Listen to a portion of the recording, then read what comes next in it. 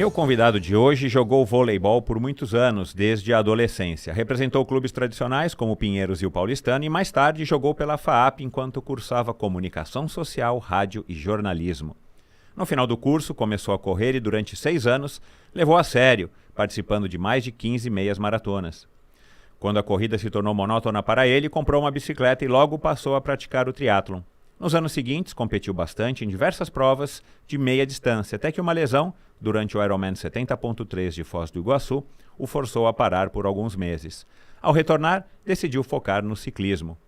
Por anos, ele conciliou sua paixão pelos esportes com uma carreira em grandes empresas, atuando nos setores de tecnologia e marketing. Trabalhou em um banco por 3 anos, o que lhe trouxe estabilidade financeira, mas também muito estresse. Quando sua saúde começou a dar sinais de que algo não estava bem, decidiu largar o emprego. Passou 6 meses pensando em alternativas para empreender. Nessa época já estava bastante envolvido com o ciclismo e resolveu unir trabalho e esporte. Inicialmente considerou a ideia de um shopping center de bicicletas, mas acabou se unindo a 2 sócios e em 2018 criaram a Santu, um ecossistema de serviços e produtos voltado para a bicicleta. Hoje ele divide sua rotina entre o empreendedorismo e o ciclismo, treinando e competindo em provas como o Letap Brasil, o Giro de Itália, Ride Like a Pro, o Gran Fondo Nova York e até um campeonato mundial de ciclismo amador na Polônia.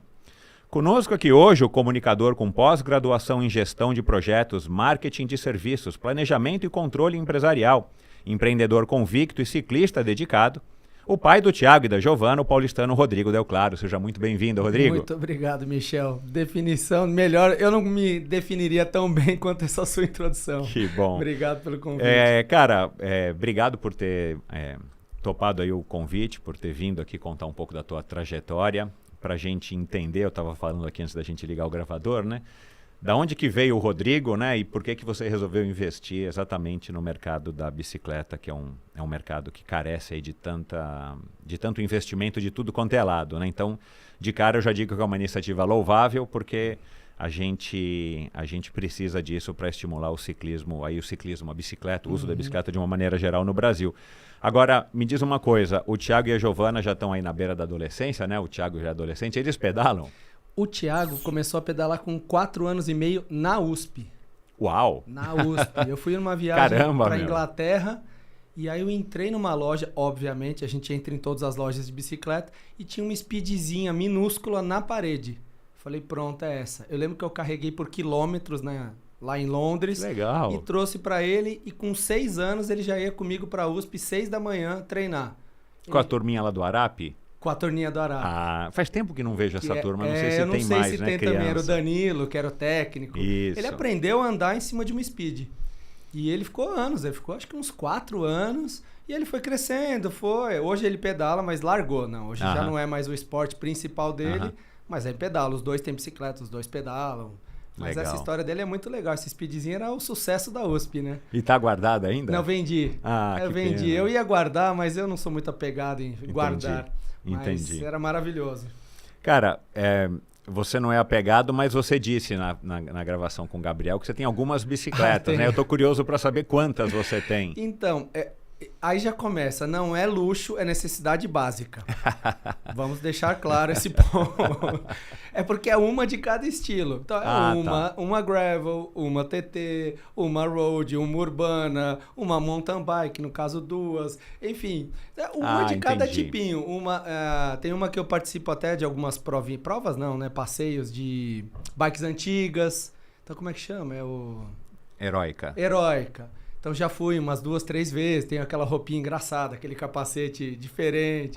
Então eu falo que não é luxo, é uma pra cada Qual que é a sua da Heróica? O que é? Até 1983, né? Ela tem que ser toda cachimbada, é uma Guerciotti. Uau, que legal. E ela tem uma história super legal, que ela era do pai do meu ex-sogro, e ele competiu o Tour do Uruguai, ele tinha uma equipe, ele competiu com ela.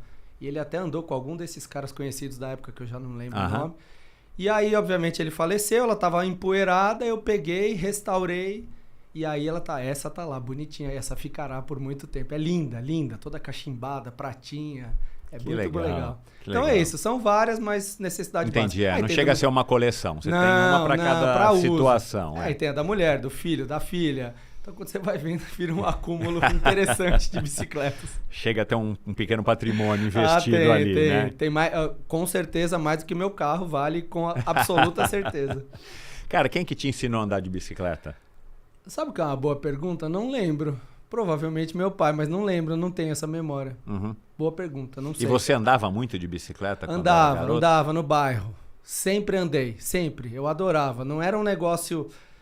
Eu não era tão doido como eu sou hoje, por bicicleta, mas eu sempre andei, sempre fez parte da minha infância. Eu lembro que até, tem uma história engraçada, que eu era apaixonado por uma menininha do colégio. Então eu pegava a bicicleta e ia até a frente da casa dela para ver se ela saía na rua para eu vê-la. Coisa de adolescente. Assim, com a minha bicicletinha verde, aquelas cross da Caloi, era maravilhoso. Legal, cara. Bom... Como é que tem sido, cara, essa jornada à frente da Santu, né? Eu falei aqui rapidamente, a gente vai abordar mais sobre ela ao longo aqui da conversa, mas já faz 6 anos, né, que vocês começaram lá na Shimano Fest em 2018, né? E você contou lá para o Gabriel no começo desse ano, inclusive, que foi completamente assim, informal, vocês não tinham nada e foram lá e já divulgaram na Shimano Fest, que aliás... É um outro investimento bacana, né? Tudo bem que a Shimano também é uma marca que vive disso, mas é muito legal a gente ter eventos como o Shimano Fest aqui. Mas enfim, cara, como é que tem sido essa jornada, né? De você ter vindo num mercado completamente distinto, né? Você se formou em comunicação, rádio e jornalismo, que também não tem nada a ver. Nada. E de repente você se vê trabalhando de bermuda, que era o seu objetivo, e empreendendo num mercado que a gente sabe que, enfim... Não são muitos que são fáceis, mas o ciclismo tem suas peculiaridades. Exato. Como é que tem sido, cara, a jornada? Cara, foi uma decisão, eu não diria difícil, mas inusitada. Eu vim do mercado financeiro, vim da empresa de tecnologia e super bem. Eu tinha uma carreira bem bacana. Só que chegou uma hora que não tinha mais propósito. Literalmente, me cansou de uma forma muito grande. Eu sofria para acordar, eu chegava do treino desesperado para ir para a reunião. Então, assim, começou a me consumir de um jeito que o dinheiro já não valia a pena. Eu ganhava bem, eu falo pra todo mundo, eu ganhava muito bem, muito mesmo. Só que não era mais aquilo. E aí eu saí do banco, fiz um acordo, saí, enfim, era até pra assumir o banco na época e tal. Eu tinha um cargo bem legal. Mas não. Aí eu saí e falei, bom, preciso fazer alguma coisa diferente. E aí eu tinha até um coach. E na época, quando eu saí, eu falei, bom... Eu não quero ser presidente do banco, mas eu quero ser presidente de alguma empresa. Essa era a minha meta de vida. Presidente de uma empresa, ponto. O segundo, talvez, um conselho de algumas startups. E o terceiro era eu ser empreendedor. Assim, nem estava no radar, eu não queria. E aí eu fiz esse trabalho com esse coach, que era um super amigo. E aí ele falou, cara, faz comigo esse coach. Eu falei, não, mas tipo, custava na época 200 mil reais, 150. Eu falei, não vou pagar para fazer. Ele, não, eu vou te dar. Eu falei, então vamos fazer. Bom, moral da história, eu fiz esse processo com ele, ele falou, você não pensa, não fala com ninguém, não faz entrevista, você não faz nada até acabar. Eu vou te ajudar a decidir o que você quer da vida. E quando eu acabei, bom, ser presidente estava bem descartado, mas muito era o último da fila.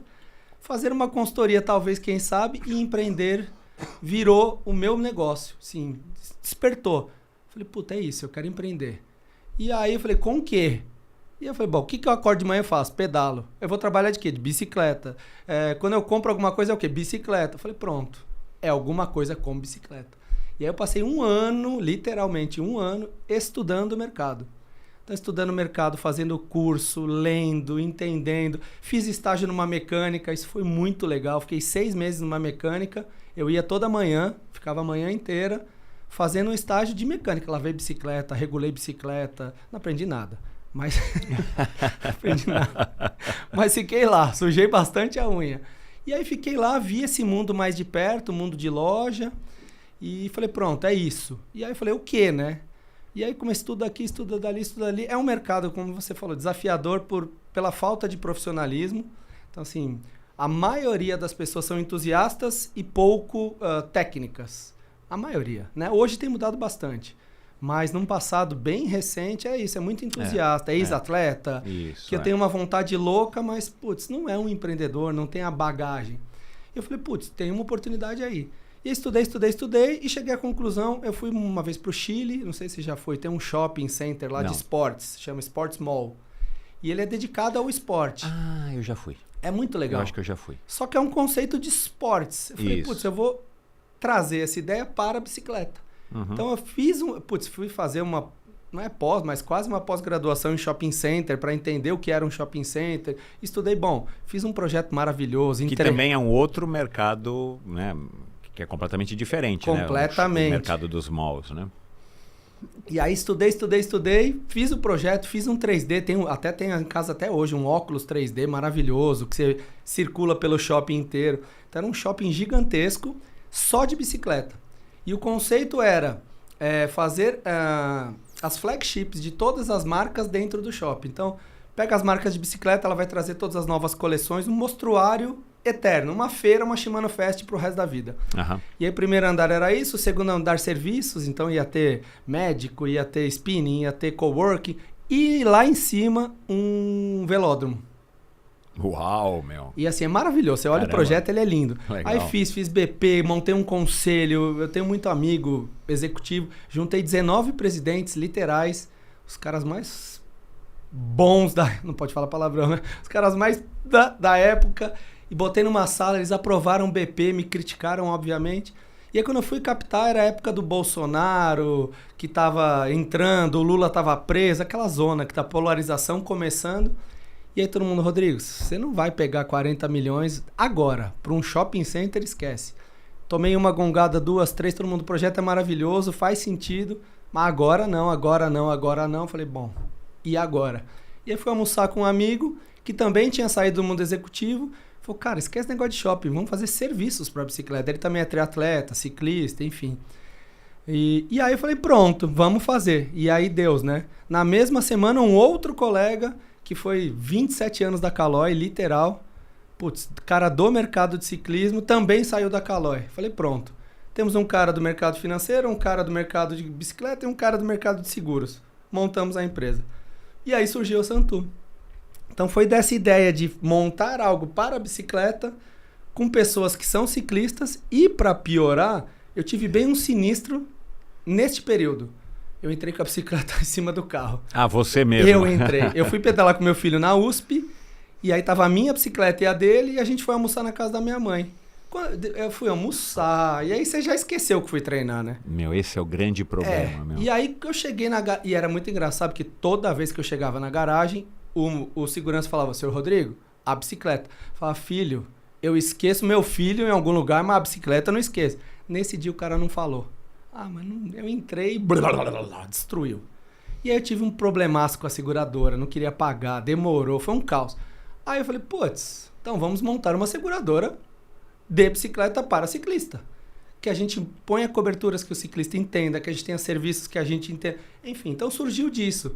Da minha necessidade de sair do mundo executivo, de entrar com algo com bicicleta e de uma necessidade que eu vi uma oportunidade. Olha, tem 2 seguradoras, as 2 fazem um bom trabalho, porque são pioneiras, então eles têm um mérito, mas não são especialistas. Aliás, até hoje não são. E a gente falou, vamos especializar. E aí surgiu. Então foi um negócio que me ajudou e eu ajudo o mercado, e aí foi super legal. Então, mas tem sido um desafio. Tudo que a gente faz, a gente começa do zero. Então a gente começou a vender via lojista, do zero. Então lojista é o cara que vende o quê? Bicicleta, não serviço financeiro. Então a gente está treinando esse mercado. Hoje eu tenho 1000 lojistas. Mas é um treinamento, o cara fala, não quero vender. Aí quando ele começa a ganhar 5, 10 mil reais de comissão por mês, ele fala, eu quero vender. E aí então assim, o mercado está construindo. E em volta foram surgindo empresas, surgindo pessoas. E a gente se intitula ecossistema, porque essa é a ideia, né? E foi assim que a gente surgiu. Vamos juntar todo mundo e junto a gente é mais forte. Foi assim que surgiu o pedal da Shimano, por exemplo. Que eu botei todo mundo numa sala e falei, gente, era Shimano, era Caloi, era só gigantes. Falei, gente, vocês não se falam. O mercado é tão pequeno, a gente está sempre no mesmo lugar. Aí eu falei, vamos fazer coisas juntas? Que ninguém ganha dinheiro, ninguém paga para ninguém, mas seja uma coisa legal. Aí surgiu o pedal, surgiu os eventos, enfim. Então, foi disso. E aí, ao longo desses anos, a gente vem fomentando isso, vem crescendo, graças a Deus. A gente cresce todos os anos. Mas é um mercado diferente, como você mesmo bem definiu. Diferente é a palavra. E vocês ainda passaram por aquele ano, né, de incerteza da pandemia de 2020, né, que a gente não podia nem sair para pedalar, as lojas fechadas, estava tudo bagunçado. Foi. Mas depois também, provavelmente, vocês surfaram no boom que teve. A gente surfou na pandemia. Esse foi o mais legal. Porque quando chegou a pandemia, a minha rede de distribuição são os lojistas. Falei, quebrei, né? O cara que vende meu negócio... As lojas fechadas. Só que aí o que aconteceu? As lojas abriram. Lembra que as lojas viraram como item de necessidade básica, né? Eles tinham um nome diferente. Era uma exceção, tá. Tinha as exceções por causa da mecânica. Então, porque era a única meio de transporte que não trazia risco. Então, as mecânicas abriram. E aí a gente falou, pô, se a mecânica vai abrir, todo mundo vai pedalar, vamos crescer. E a gente bombou. Na pandemia, a gente começou a bombar. Eu tinha, sei lá, 50 lojas. Durante a pandemia, eu virei 500. Aham. E aí que a gente começou. Então, pra gente foi... Eu falo, eu nunca choro. Eu tive a impressão que 2020 deveria ter sido ruim para vocês. Pro mercado em geral foi. Pra gente especificamente foi maravilhoso. Mas pro resto... A gente até brinca. Na época, a gente tinha, sei lá, 20 startups no mercado de bike. Todas surgiram meio juntas em 2018, 2019.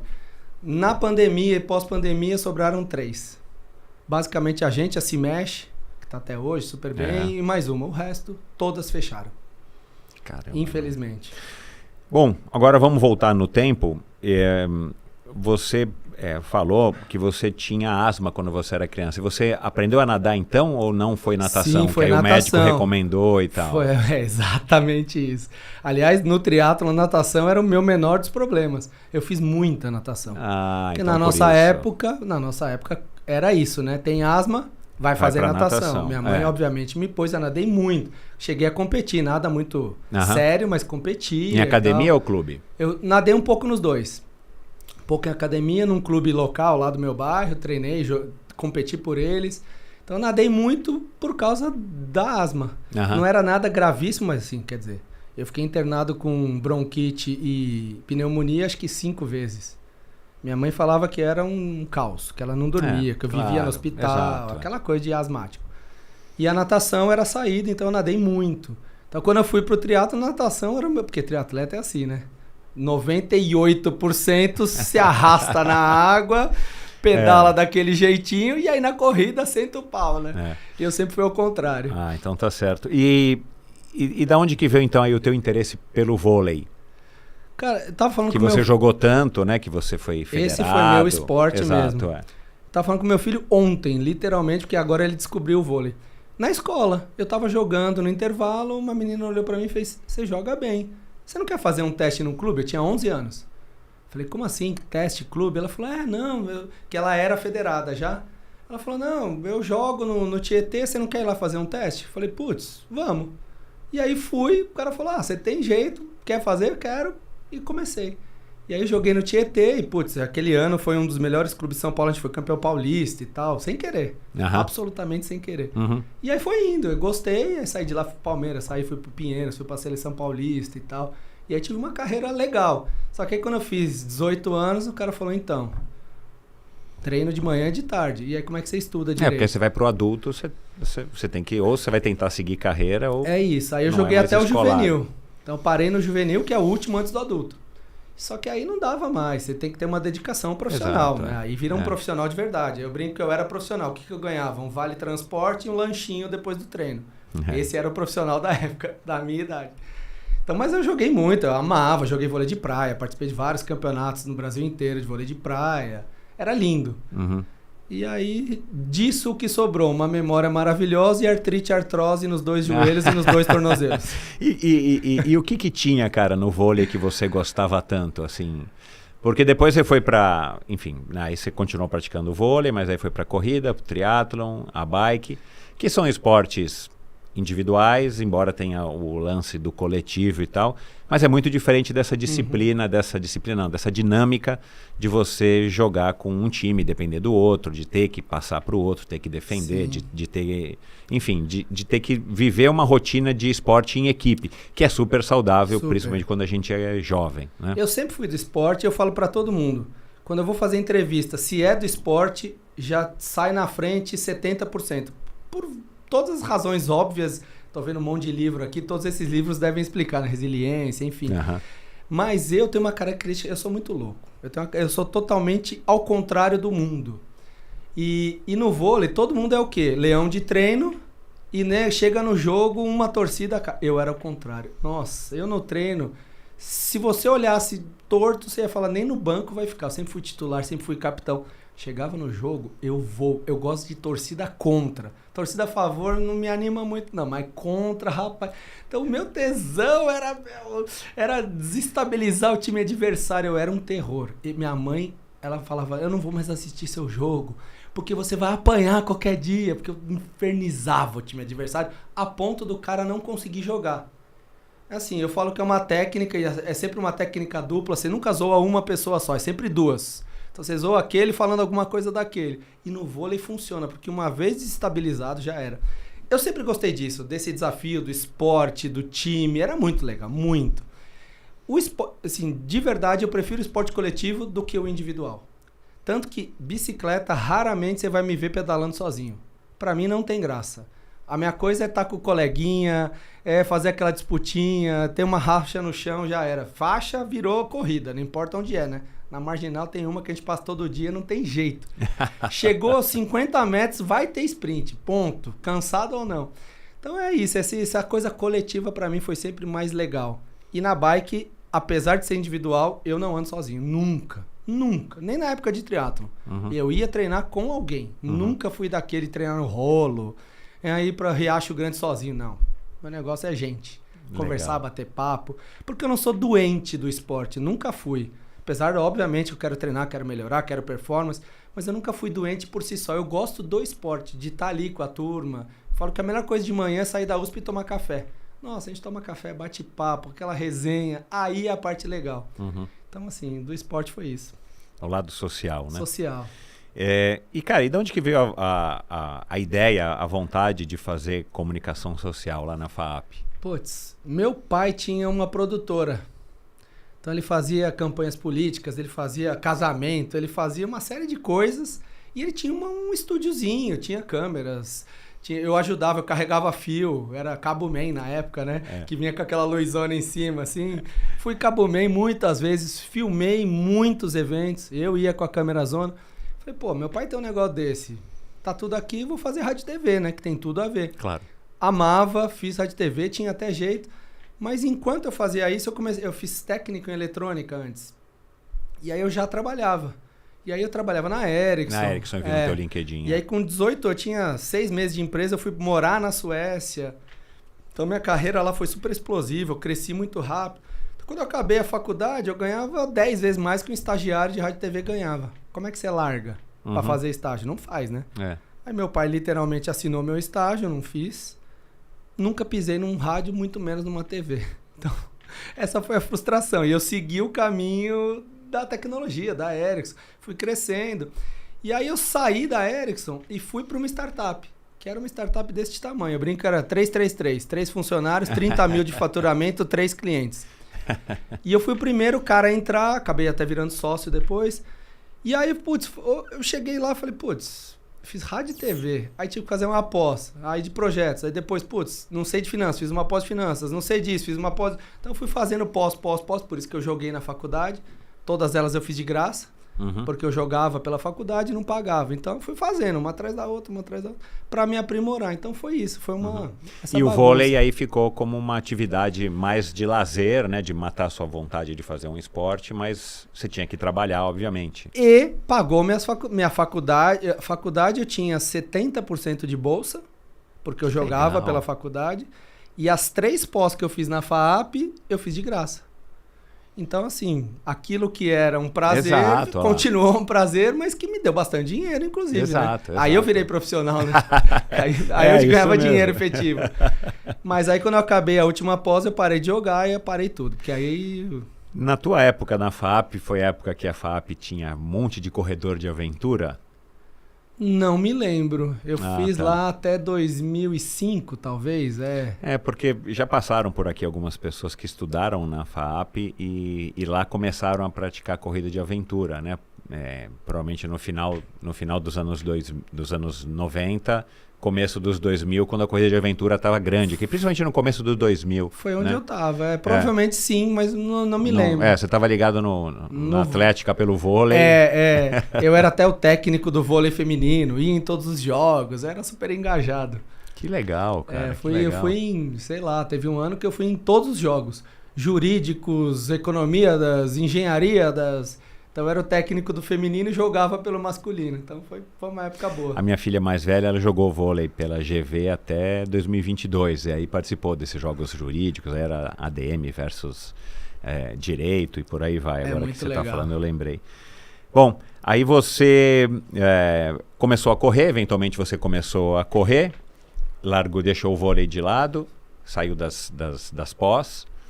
E aí você disse que começou a correr, pegou jeito e foi de novo. Aí foi se dedicando, né? Não era só uma atividade complementar. Aí você largou o vôlei e falou, cara, eu vou começar a correr.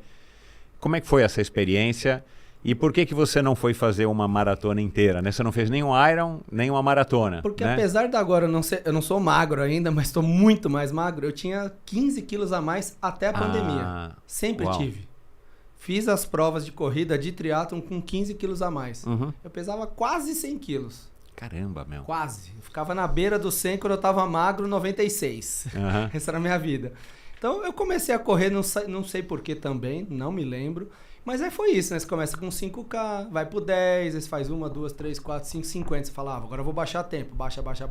Aí chega uma hora que você já tá correndo rápido nos 10 e fala, não tem mais graça, né? 10 km é aquecimento. Passa pra próxima. Aí meia. E aí, quando eu começo meia, por ser muito pesado, corrida nunca foi meu forte. Longe. Assim, meu pace mais rápido numa meia foi 4,50. Assim, mas eu tava no dia hiper inspirado. O resto normal era 5,30. Então, eu era pesadão.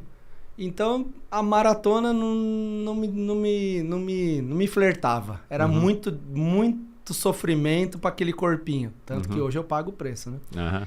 Então foi isso. Mas aí eu comecei a fazer meia, mesma coisa. Vai baixando o tempo. Aí chegou uma e falou, nossa, tá chato, né? Correr 21 já virou, vai lá e corre. Aí o povo falou, então compra uma bicicleta. Falei, nossa, eu lembro até hoje que a minha primeira bicicleta eu paguei acho que R$4.500. Falei, nossa, isso é preço de uma casa. Como é que você compra uma bicicleta dessa, né? Pois é, meu. E depois, bom, enfim, aí a coisa vai indo, né? Não precisa falar onde chega. E aí que eu comprei a bicicleta, e aí começa a treinar a bicicleta, aí começa, bom, já corre. Tem bicicleta, tem nada, bom, triatlon, né? Mas a natação já tinha ficado lá atrás. A natação tinha, eu sempre nadei, sempre foi um esporte que eu fiz como terapia, como tranquilo, exercício mesmo. Então eu fiz aula a vida inteira. A vida inteira, eu nunca deixei. Eu sempre fiz as academias que eu ia, eu sempre fazia natação. Mas era aquela coisa, né? Uma vez por semana, 2. Treinei muito. Aí quando eu voltei pro triatlo, eu comecei a voltar a natação mais forte mesmo. Treinava ali na Sumaré, tinha uma equipe muito boa, a galera treinava. E pra mim foi facilidade. Eu não tinha dificuldade zero de bicicleta, de natação, zero. Então foi... e a bike? Que aí você voltou a andar de bicicleta, porque até então você não estava mais andando. Eu fui aprender a andar de bicicleta, né? Porque eu andava para ir visitar a menininha. Exato, depois... De bicicross. Nunca tinha andado com clipe na vida. Assim, foi diferente. Então eu aprendi a andar de bicicleta literalmente depois de velho. Mas foi uma delícia. Primeiro ventinho na cara já virou paixão, né? Literal. Aí troca de bicicleta, compra uma bicicleta melhor. Isso o quê? 2006? Ai, cara, antes, eu nunca lembro de datas, mas... Porque você se formou acho que em 2000, né? Você me escreveu. Eu me formei em 2000 e pouco, eu não lembro datas, mas eu lembro que eu só lembro de 14, que foi a última, que foi o Iron de Foz. E, putz, de triatlon eu fiquei muitos anos, de corrida muitos, então, e de bicicleta no meio tempo, sem fazer triatlon muitos. Então, eu nunca sei as datas, mas é por aí. 2000, alguma coisa pra E aí frente. você curtiu o triatlon, né? Porque você ficou... Muito. Eu adorava. Porque eu nunca fui neurótico. Eu passei uma pequena fase de triatleta padrão. Não come, não bebe, não sai, não viaja, não nada pode. Aquela coisa que, nossa, performance, meu corpinho. Apesar de eu ser sempre mais gordinho, mas aquela fase de triatleta, né?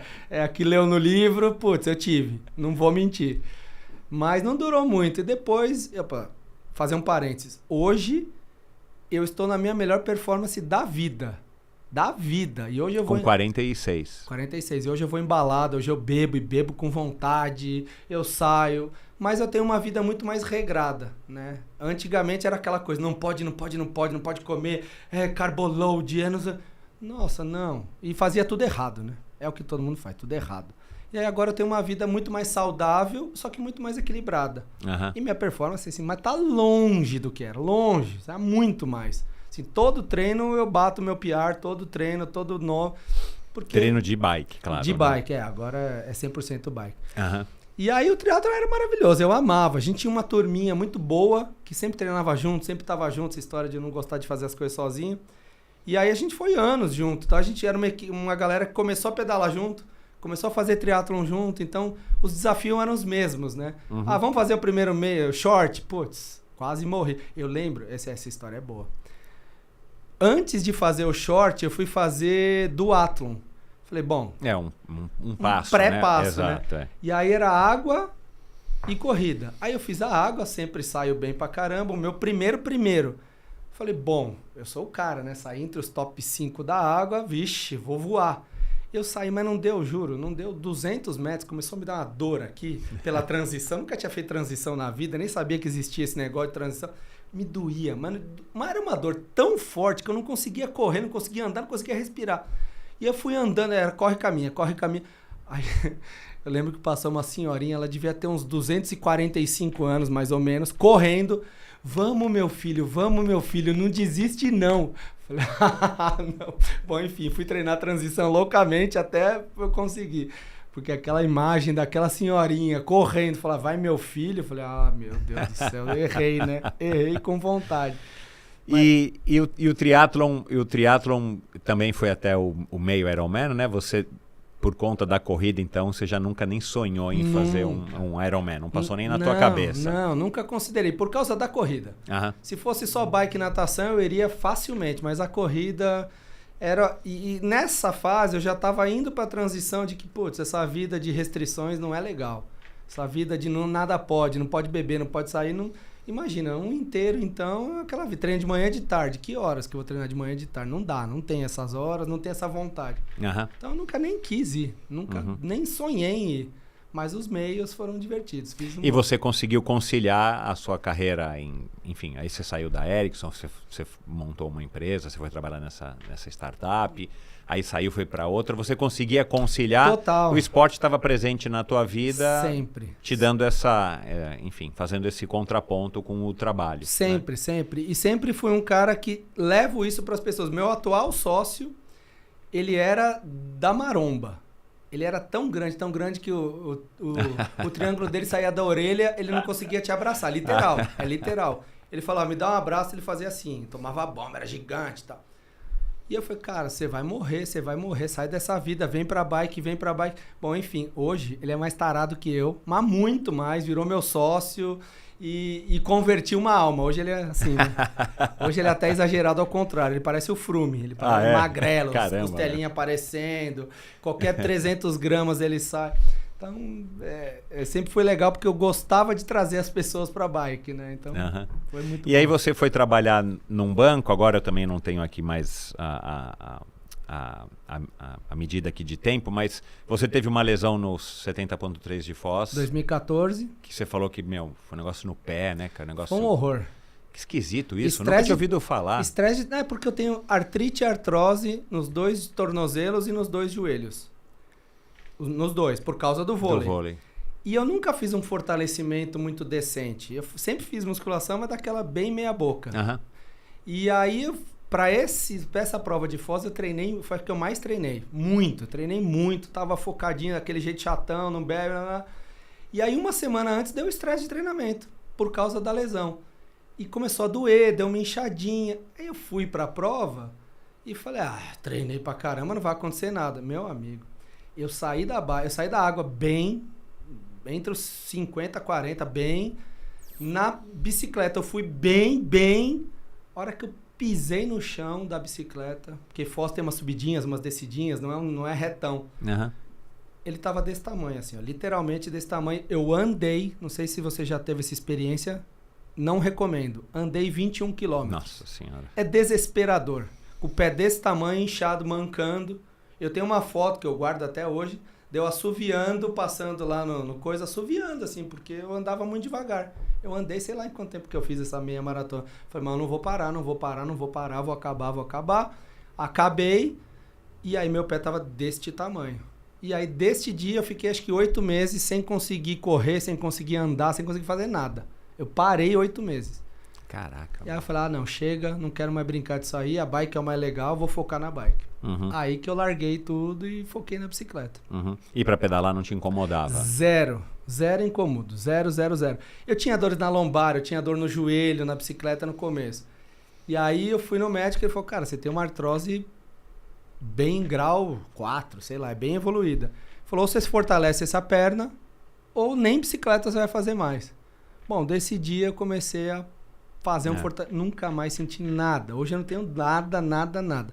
Mas minha perna parece uma tora. Porque eu faço muito, não é pra estética, não é pra nada. Nem performance. É pra não sentir dor. Claro. Eu não conseguia abaixar, assim. Se eu agachasse, eu não conseguia levantar. Eu não tinha força e de tanta dor. Era pesado. Então aí por isso que eu larguei e foi por causa da artrite, da artrose. E você nunca mais foi nadar? Porque parece que você corre de vez em quando, né? Eu corro, eu adoro correr. E correr é bem mais prático do que pedalar, né? Muito. Pedalar é uma delícia, mas eu corro toma tempo. 3 vezes por semana, 4, mas assim, 5 quilômetros no máximo. Tá ótimo, No máximo e num pacezinho bem tranquilo. Então é mais pra desestresse. Mas natação de vez em quando. Tem no meu prédio uma piscina super boa. De vez em quando eu vou, mas me dá meio preguiça. Você fica ali, vai, vem. A natação é monótona.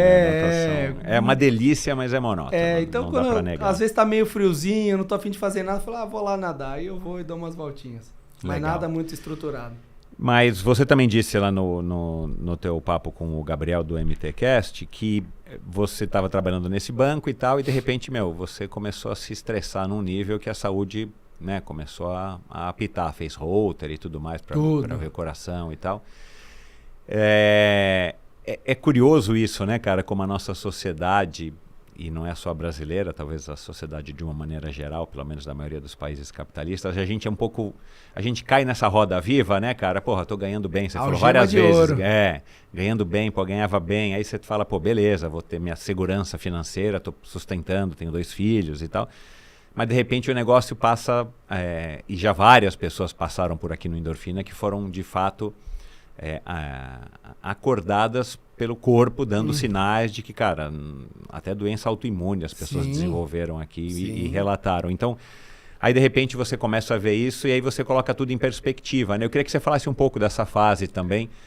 Você pai, né, tendo as responsabilidades de ser pai e trabalhando bem, realizando talvez o seu sonho material, financeiro, de estabilidade, mas de repente as coisas não fazem mais tanto sentido. É isso, foi um clique, super clique, assim, eu tava super bem, tinha acabado de sair de uma empresa super legal, a gente fez uma venda bem boa e fui pro banco para reestruturar, então era um desafio que eu amo, eu adoro caos, me dá o caos que eu desfaço o caos, eu não gosto de estabilidade.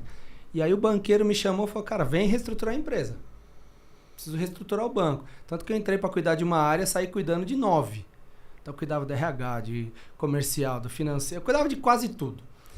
E aí era baita desafio, só que, para reestruturar um banco de dono de muitos anos, é só porrada o dia inteiro. Tinha que quebrar todos os paradigmas o dia inteiro, era o dia inteiro. A ponto das pessoas me odiarem, literal. Assim, as pessoas... A diretoria, ninguém podia ouvir meu nome. Chegava na reunião, ninguém... A ponto, essa é muito engraçada, acho que nem o Dr. Érico lembra disso. Dr. Érico, que era o banqueiro.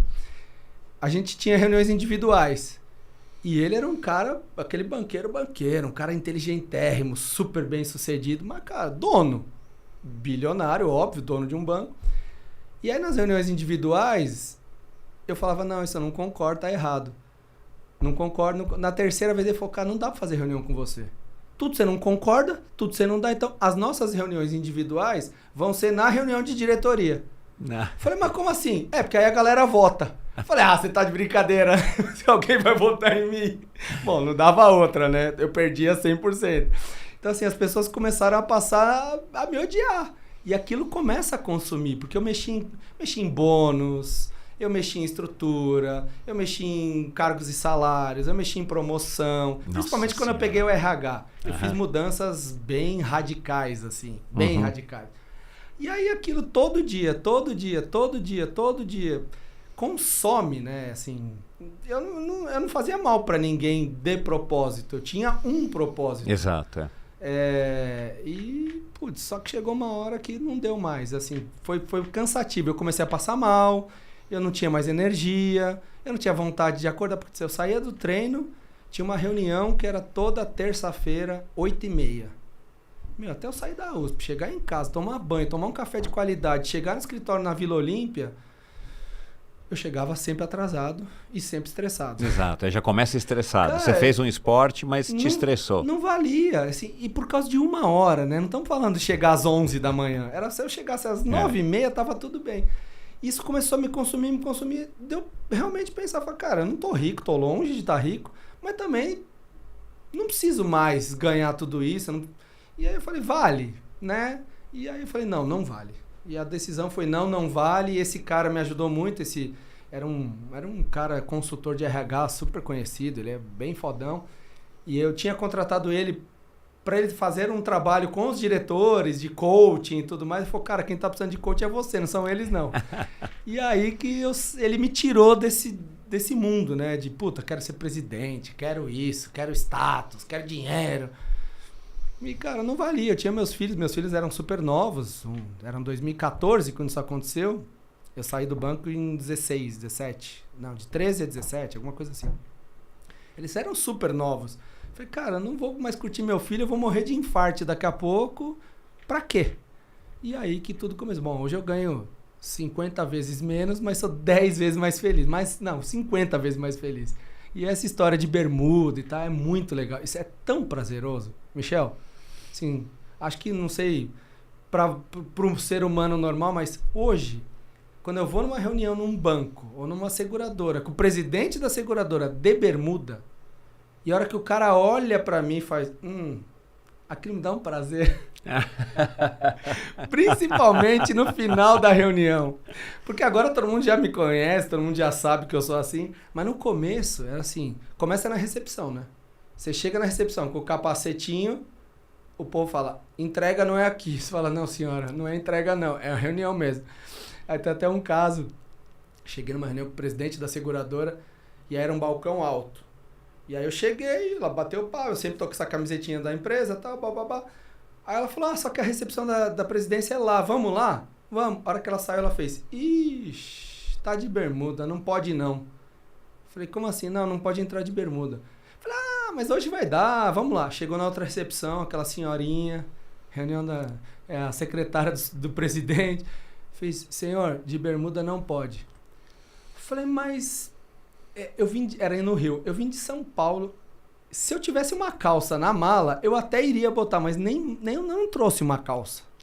Rio de Janeiro, 40 graus, vou levar calça pra quê, né? Pra quê? Aí ela falou, senhor, não vai. A reunião é com quem? Falei, com o Léo. Ela fez, Léo, não vai dar. Acho que ela não se ligou que Léo era o Leonardo, que era o presidente, sei lá. Ela falou, não vai dar. Falei, então pera um pouquinho. Liguei pro Léo, falei, Léo, tô aqui, não vou poder entrar por causa de bermuda. Ele falou, meu Deus do céu, olha o que a gente faz com minha empresa. Aí ele desceu e me deixou entrar. Aí eu falei pra ela, tá vendo? Falei que eu ia entrar. Então assim, e é uma coisa que quando acaba a reunião, toda essa história, o cara fala, cara, você tá de bermuda ou não faz a menor diferença. É óbvio. Tipo, não é isso, é o conteúdo. E obviamente que não é de chinelo e bermuda rasgada. É uma bermudinha decente dentro. Mas as pessoas têm um padrão que é desnecessário. Isso é mais importante do que o dinheiro que eu ganho. Mas muito mais. Esse prazer de poder fazer isso, sabe? Com liberdade. E eu falo, a segunda coisa é poder trabalhar com quem eu quero. Esse é o meu segundo maior tesão de empreender. Não gosto de gente ruim. Não gosto de gente sem ética. Eu não gosto. Eu sou muito coxinha, sou muito certinho. Então, hoje no banco eu não podia. Se eu visse um tipo desse, eu era obrigado a conviver com aquele ser humano. Hoje não. Nem parceiro. Tem parceiro, É importante para sua empresa, não tem problema. Não gosto desta atitude, deste cara, deste perfil. E aí eu simplesmente elimino da minha vida. Então isso me dá um prazer, uma vontade de viver diferente.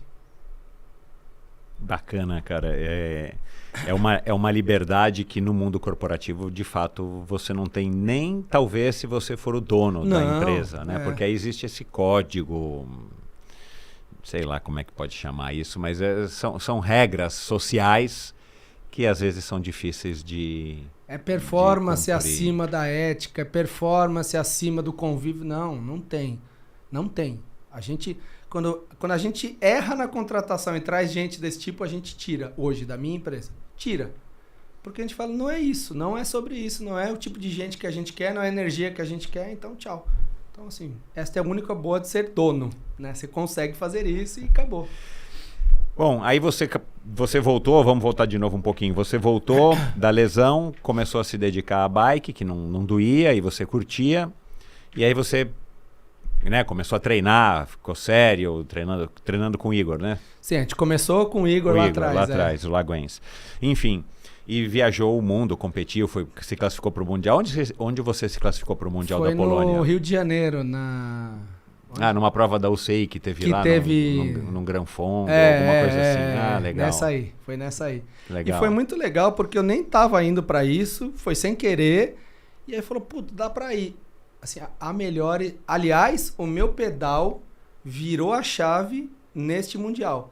Porque eu nunca fui o cara que pedalou na frente, muito menos o que pedalou atrás. Eu era o mediano. Exato. Vou fazer o Gran Fondo Nova York. Tem 100 mil pessoas, eu vou ficar em 50.002. Tá. Tem 30, eu vou ficar em 16. Eu sempre fui assim. E aí no Mundial... Aí eu saí da Marcinha, né, que era a Planet do Igor, e fui treinar com o Hélio e o Elias. Não sei se você conhece. Sim. Que é do já Avancini, teve aqui, o Hélio já teve aqui. Eles são demais, assim. Eu acho que não tem ninguém melhor que eles no ciclismo e ponto, mas enfim, minha opinião. E eu comecei a treinar com eles e tal, eu achei eles demais, pelo jeito que eles tratam a bicicleta. Não é performance a qualquer custo, é prazer, depois a performance vem de um trabalho gostoso pra você gostar de pedalar. E eles sempre falam, ciclista que pedala e que gosta é pro resto da vida. Não é aquele cara que treina, faz a prova a milhão... No ano seguinte, larga a bicicleta. Assim, eles são longevos. E aí eu lembro que eu fui pro Mundial, tal, até treinei, me preparei, mas nada. Aí cheguei lá, eu liguei pro Hélio, falei, Hélio, tô numa dúvida. Porque assim, quando você chega lá, é ex-profissional, a galera, são os melhores do mundo. Né? Exato, Não é o manezão que apareceu sem querer lá. Pode não ser um Pogacar, mas os caras são treinados, e todos magrelos, né? Já começa a ficar nervoso. Aí eu comecei treinando, eu começava a ver os caras. Aí eu liguei pra ele e falei, Hélio, olha, eu tô com um problema, tô com uma dúvida. Ele, se eu tentar ir com o pelotão e quebrar, cara, eu não sei nem se eu vou acabar a prova. Você acha que eu devo sair na manhinha e me controlando? Ele olhou pra mim, ele falou, Rodrigo, não tô te entendendo, como assim? Você tá no Mundial, você vai ficar guardando energia, vai que você quebra? Você tá louco? Vai pro pau. Se quebrar, você vai pro cantinho, filho, e você arrasta, e se não chegar, você pega o carro de apoio, e tá tudo bem. Porque eu sempre fui muito conservador, e meus amigos até brincam, né, que eu sempre chegava na prova, podia ter dado mais. Aí eles, toda vez você fala isso. Porque realmente eu podia, eu nunca ia pro limite. Eu sempre ficava ali naquela e vai, que não vai. Nessa prova eu falei, eu vou. Aí começa, né? Na largada, lá eles são tão educados que eles largam a bicicleta no chão para guardar a posição. Eles não ficam em cima da bicicleta ali, igual a gente fica aqui, né, esperando. Eles põem no chão e vai lá sentar na sombrinha. Aí eu larguei minha bike lá. Bom, uma caramanhola esvaziou inteira. Deixei aberta, ela esvaziou inteira. Falei, bom, tem uma outra caramanhola, sobrevivo. Primeira lombada, largamos, né? Assim, eu lembro que a gente largou Cara, ficava a 60 por hora, assim, por um bom tempo. Os caras largaram a 60, aquela coisa doida. Primeira lombada, minha garrafinha que tava cheia fez... Plum! Tinha sobrado isso aqui da outra, assim, ó. Isso. Falei, bom, eu tô indo pra competir performance com meio litro de água, e agora? Não dá pra parar. Se parar, acabou a prova. Falei, vai assim. melhor prova da minha vida. Assim, Mas tinha abastecimento. Tinha, mas não dava pra parar. Nenhuma chance. Nossa. Imagina um pelotão. 150 quilômetros. Imagina um pelotão de, quase 300 pessoas, bem compacto. E foi sobrando, né? Ele foi indo. Quando eu comecei a ter muita sede, já tava em 100 pessoas. Falei, cara, se eu largar aqui, nunca mais eu chego. Eu pego, Aí eu pedi água pros caras. Eu falava, cara, me dá um gole de água, pelo amor de Deus. Assim, tinha um brasileiro só no pelotão, o resto gringolândia. E é legal. Falei, acho que a empolgação foi porque você se sente num campeonato mundial. Todo mundo com a camiseta do Brasil, o outro com a camiseta não sei da onde. Não sei se você fala, cara, eu sou da seleção, certeza que eu sou, né? E eu fiquei pegando água da galera. E assim, eu fui no pelotão principal, até faltava, sei lá, 30 quilômetros. Teve um trecho de gravel, e aí o pelotão esticou, e eu fiquei no corte. Cortou porque esticou demais e eu perdi o pelotão. Se eu não tivesse cortado, eu ficaria no pelotão principal até o final. Eu fiz 150 km em 44 de média. Uau. Foi um negócio assim... E o lugar legal? Lugar legal para pedalar na Polônia? Maravilhoso. Assim, campos abertos, estradões super... E assim, a única coisa difícil foi basicamente plano, pouquíssimas subidinhas, falsos planos, só que muito cotovelo. Então imagina, um pelotão chegando com 300 pessoas, acabava a estrada, virava para a esquerda. Então aquele pelotão que vinha... Nossa, eu vi quedas e quedas, assim, milhões de quedas. Essa foi outra coisa que eu aprendi a não cair no pelotão. Que era porque vinha muito rápido e basicamente você para fazer a curva. E quando faz a curva, o que você faz? Creu. 200 milhões de watts de potência para poder acompanhar os caras. Então era o tempo inteiro. Vai, para, acelera e cai todo mundo. Nossa, eu vi milhões de quedas. E essa prova foi que eu tava falando que me destravou. Eu falei, cara, tá vendo? A única prova que eu fui pro pau, deu. Então eu não sou tão ruim assim, né? Não sou tão fraco. Dá pra eu ir. Mudou meu pedal. Dali pra frente eu comecei a arriscar mais, por isso que eu tô na melhor performance. Porque agora eu me solto. Claro. Às vezes quebra, às vezes dá ruim. Exato, mas você tá tentando. Mas 90% dá bom. Então já valeu a pena. E foi aí que eu comprei a bike com o Gian, né? Ah, Essa legal. história a gente deixa pra lá. E qual foi o lugar mais legal que você já pedalou? Que você falou também que fez já training camps, não sei aonde, foi pra Colômbia. Cara, eu já fui pra bastante lugar. A gente já foi pra Argentina, pros Estados Unidos, Acho que o mais legal, talvez, não sei se porque foi a última, foi agora na Eslovênia. Que legal. Que eu não sei se é a empolgação por causa do Pogacar, né? Se a gente achava que a gente era o Pogacar. Mas foi... O que você foi fazer lá? Porque a gente tá lançando uma empresa de viagens internacionais de ciclismo. Acabamos de lançar uma das verticais. E aí a gente foi para lá fazer filmagens.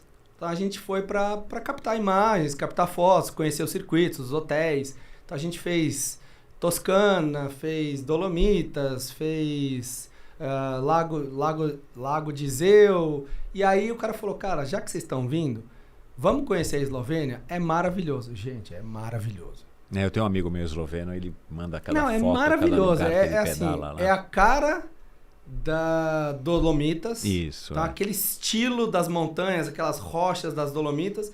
Os rios são mais azuis, são diferentes. As pedras, então muda a casa, muda a comida. É um outro estilo, mas é muito parecido com aquele norte ali, com os Dolomitas. Então, eu acho que foi o mais legal. Assim, não foi o maior desafio. Tem montanhas duras, bem duras. E acho que talvez se falar de desafio foi Letras, na Colômbia, Las Letras. Aquela subida na... 96 quilômetros ininterruptos. Nossa Senhora. E assim, é ininterruptos mesmo. Você não para, ele diminui o grade, mas não para.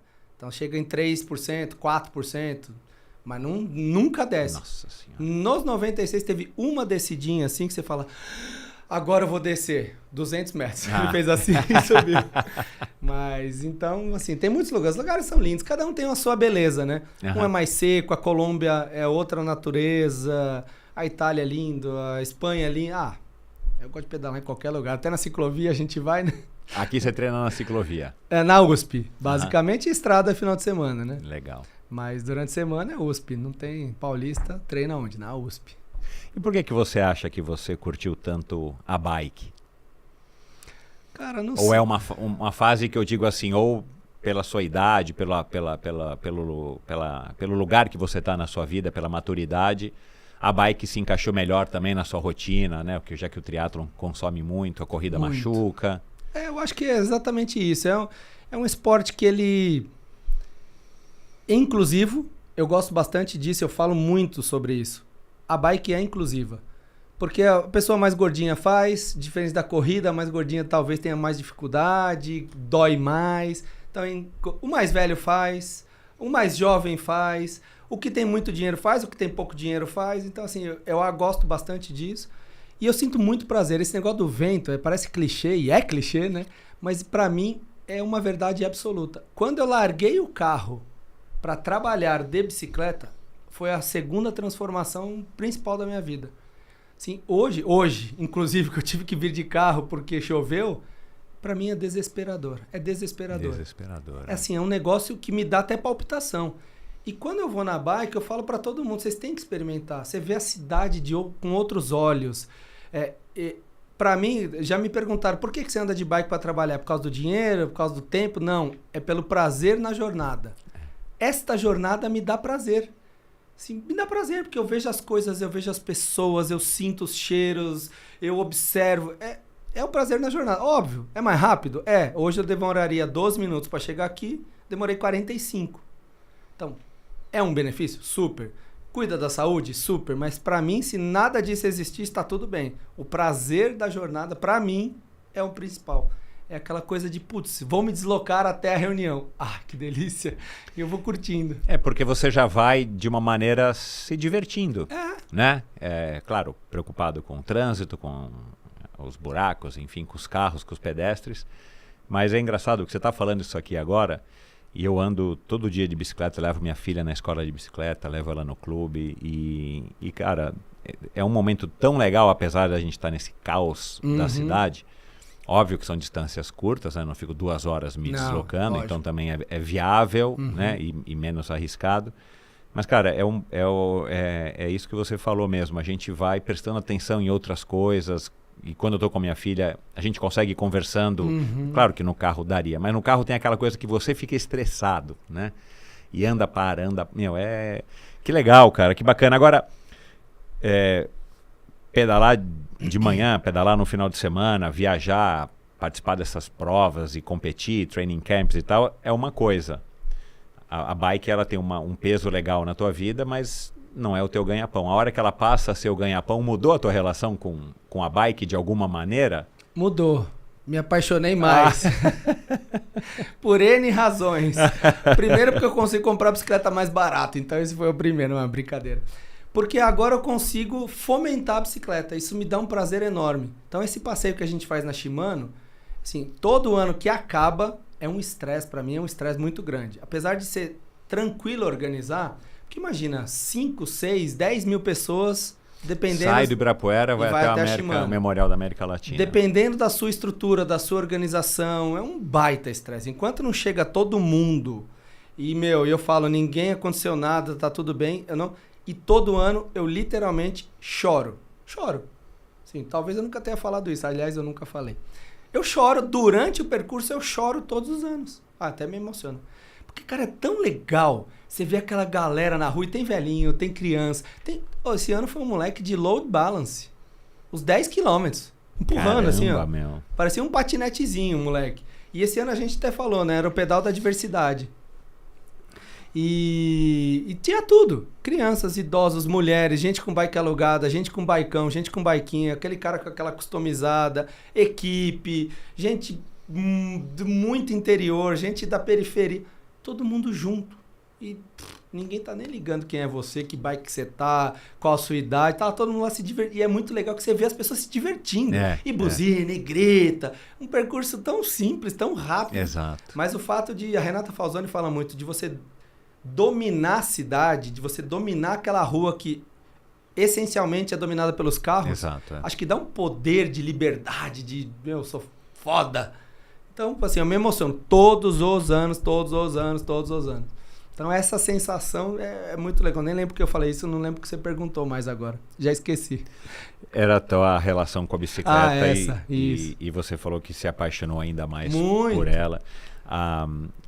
eu não sei se você se recorda, a nossa diferença de idade é de uma década mais ou menos, mas antigamente existia o passeio ciclístico da Primavera, da Calói. Gigantesco. E eu ia todo ano, eu era daquele que largava com a fita no gogó, eu e um amigo meu, e a gente participava do passeio, sei lá, eu devo ter participado de umas 5, 6 edições, cara, e tudo bem, eu era moleque, mas, cara, era uma alegria, era uma diversão, não era nem um desafio, porque você vai devagar, você não pode ultrapassar o caminhão, né? Acho que no seu também é assim. Sim. Mas o fato de você estar pedalando em ruas sem carro, que normalmente são tomadas por carros, e com aquela quantidade de gente, com aquela variedade de bicicletas, cara, é uma sensação mesmo muito gostosa, né, cara? Eu conheci depois o cara que organizava os passeios, que trabalhou na Calói por muito tempo, ele organizou algumas provas de triatlon e tudo mais. E eu não sei por que não, enfim, por que esse projeto parou, né? Mas que bom que voltou, né? Já é o que? A 6ª edição? Quinto ano. Com o passeio da Santu, né? Pelo menos, cara, porque São Paulo tem uma corrida que é famosa, né? Que é a São Silvestre, que acho que é um marco, tem Fórmula 1, tem 1.500 shows, mas São Paulo precisaria ter de novo uma 9 de julho, uma prova de ciclismo pela cidade, não só na Marginal e tal, que fosse a cara da cidade e, cara, tinha que ter um passeio ciclístico que tem, e que tinha que ser muito mais divulgado, né? Que tinha que ser uma coisa muito mais, sei lá, uma coisa maior, para ter 30 mil pessoas, né? A gente está tentando, essa é a ideia. E para Shimano, para o grupo Shimano Japão, já virou tradição. Para a cidade já virou, então é muito legal, porque até o CET, que é super parceiro da gente, é muito legal porque eles já se sentem parte do passeio. Ótimo. Normalmente são as mesmas pessoas que vão. É muito legal. Então eu já sou amigo dos caras. Então, óbvio, eu abro lá o formulário, preencho os dados, a gente paga a taxa e tudo mais. Mas eles já fazem parte. A prefeitura, a SEMI, né, que é a Secretaria de Esportes, que a gente tem todas umas aprovações. Claro. Todo mundo super parte. Então virou um negócio super gostoso. Tirando a Federação Paulista, que em vez de ajudar, só complica a nossa vida. Aliás, esse ano eles complicaram muito, enfim, não é o caso de protestos agora. Mas, enfim, a comunidade ajuda muito. E a gente quer isso. Eu quero crescer mais. Nosso objetivo seria virar um tamanho daquele lá da hoje, Primavera. com a facilidade que a gente tem, claro, está longe de ser ideal a cidade de São Paulo, mas com a facilidade que a gente tem, que não tinha naquela época de ciclofaixa, ciclovia, com você vê, né? Abre uma ciclovia da Marginal do Rio Pinheiros, cara, dá muita gente. 100 mil pessoas. Abre a ciclovia, sei lá, da Faria Lima, que você fala, na Faria Lima o pessoal não vai de bicicleta. Eu nem volto mais do Clube Pinheiros pela Avenida Faria Lima, porque, cara, de noite aquilo é meio perigoso. Porque a galera vai de todas as velocidades, ainda tem essas bikes moto elétricas, Exato. Quer dizer, cara, tem uma demanda reprimida, né? Então eu acho que esse passeio, lembrando agora do passeio ciclístico da Primavera, que era da Calói, famosíssimo. Cara, eu acho que tem um potencial para atrair muita gente, muita gente. Muita. E dá. E de novo, este passeio eu organizo para tudo isso. A gente sorteia 100 mil reais em prêmios, ninguém gasta um centavo. Nem eu, nem... Quer dizer, tem umas taxinhas aqui, umas taxinhas ali, mas a gente brinca que é colaborativo.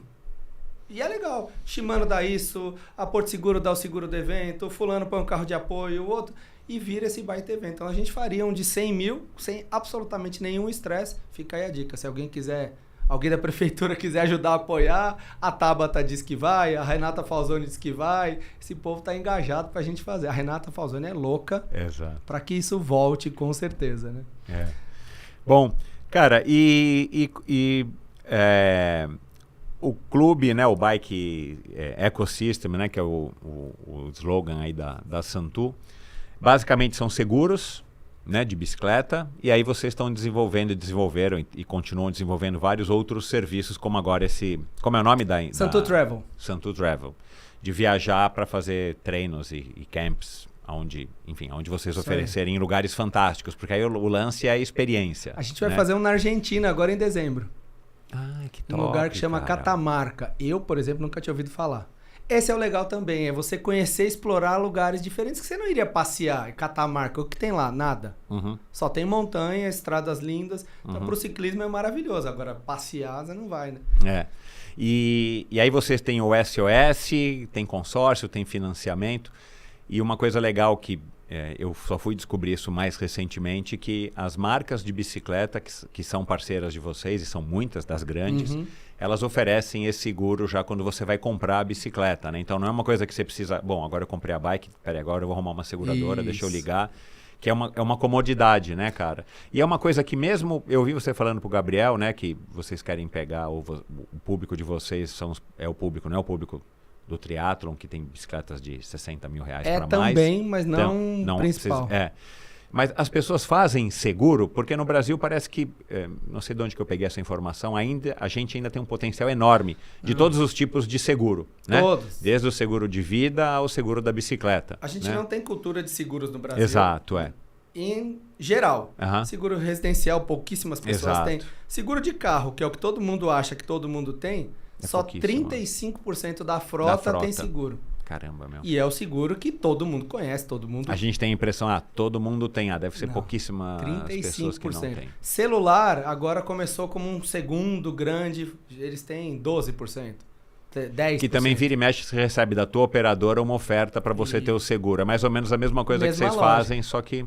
E aí a gente veio com bike, a gente não inventou a roda. O que a gente fez foi isso, foi falar com as marcas, porque tem um conceito de afinidades. Esse seguro da marca chama Affinities. Afinidades. Por quê? É a afinidade do consumidor com a marca. Então, quando ele contrata um Seguros Trek, a sensação dele, e é verdade, é que ele está contratando da Trek, que é uma marca que ele confia, que ele conhece. A seguradora por trás é um mero operador. Exato. Que é a gente. Então, ele está contratando da Trek. Então, quando a gente descobriu isso dos outros mercados, a gente falou, vamos trazer todo mundo? E isso já começou em 2018, 2019? Sim. A gente, inclusive, a Trek foi a primeira...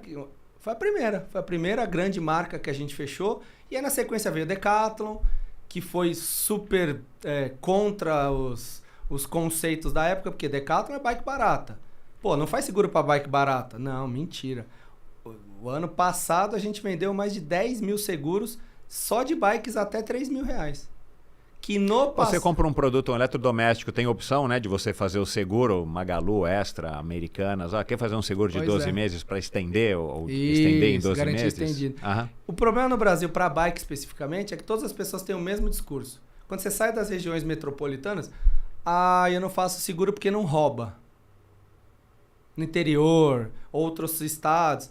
Só que 95% dos acionamentos são de danos, não de roubo. Então você cai, senta na garagem como eu, meu Deus a roda, tem uma aflição de... a roda quebra, você escorrega, você bate. No Letap a gente teve 2 sinistros. Agora, esse Letap do final de semana.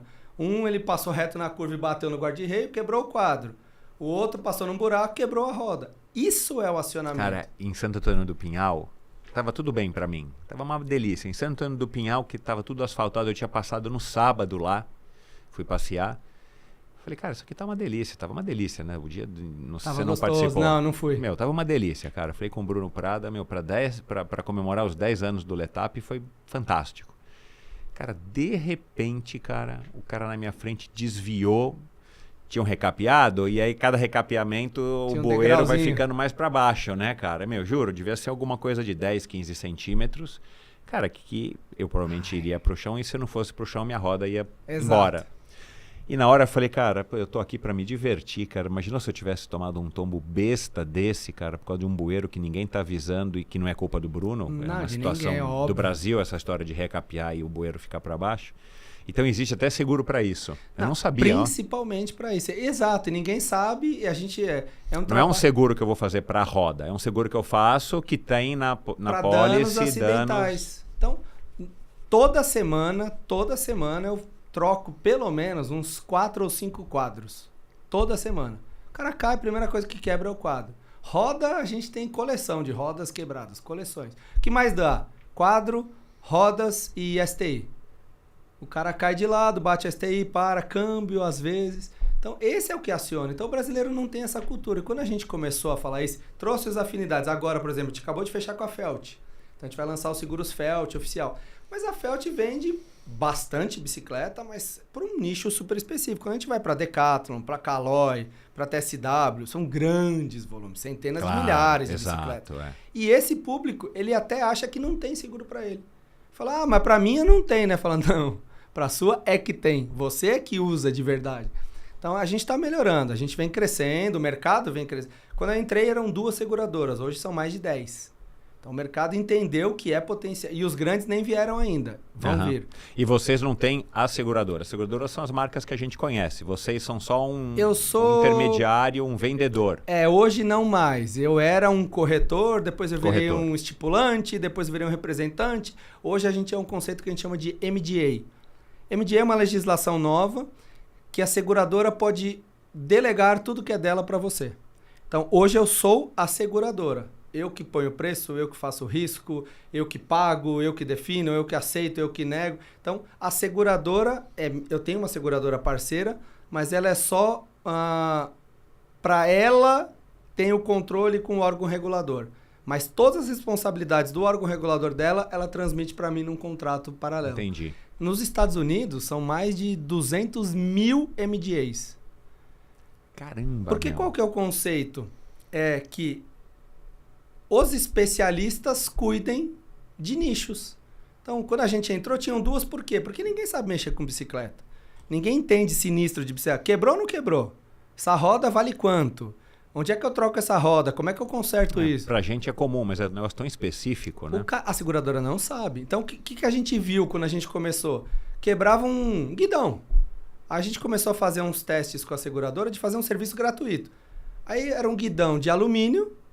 O segurado vinha com um orçamento de um guidão de carbono integrado.